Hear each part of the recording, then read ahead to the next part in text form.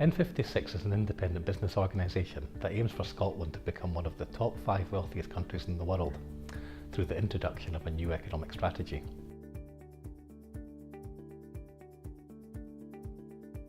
Smaller countries tend to benefit from a number of characteristics which contribute to their strong economic performance.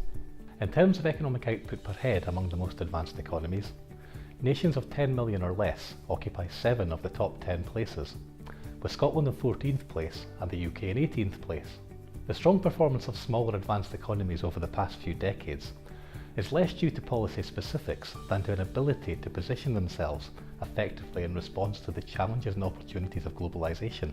The ability to identify the way in which the country is going to compete and to be able to align policy behind this in a way that reflects local context and preferences is important. Decision making in small countries also tends to be more streamlined and less complex than in large countries, allowing for quicker and better integrated decision making. Small advanced economies are not simply scaled down versions of large economies, they have to approach policy differently. Notably, there's a greater degree of collaboration involving government, businesses and others working together in the common interest.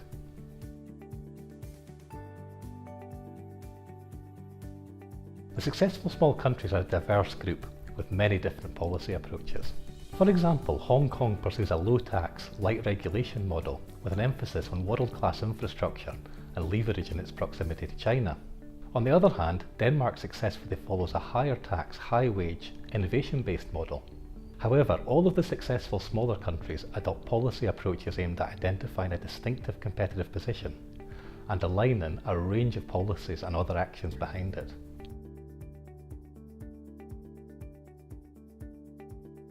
Small countries need to find a way of standing out and to get attention in a crowded international space. One of these is the delivery of a strong national brand.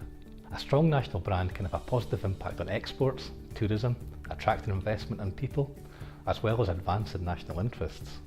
Countries are more likely to get their way if they have a favourable background reputation. Countries like Denmark, Switzerland, Norway, New Zealand are good examples of small countries with stronger national reputations than larger countries. According to the latest edition of the Reputation Index, 7 out of the top 10 countries by reputation have populations of less than 10 million people.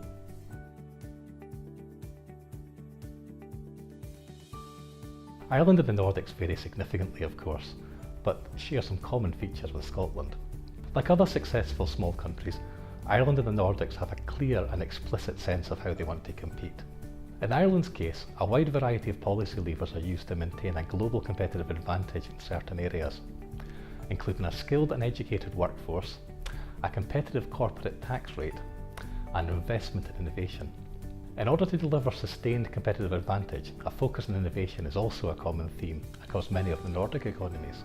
This is partly about investment in research and development, but also the way in which innovation is integrated with the economy.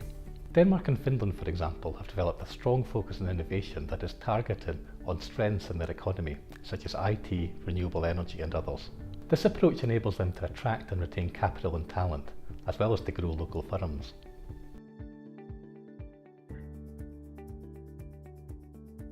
Scotland has many of the success characteristics of other smaller advanced economies.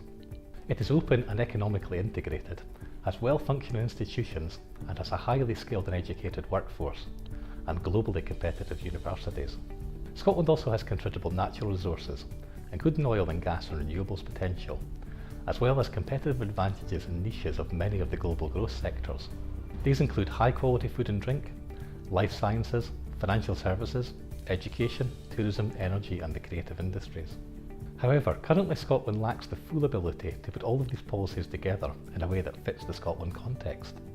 A comprehensive Scotland-specific economic strategy is required so that all the policies can be tailored to address Scotland's specific circumstances, opportunities and preferences.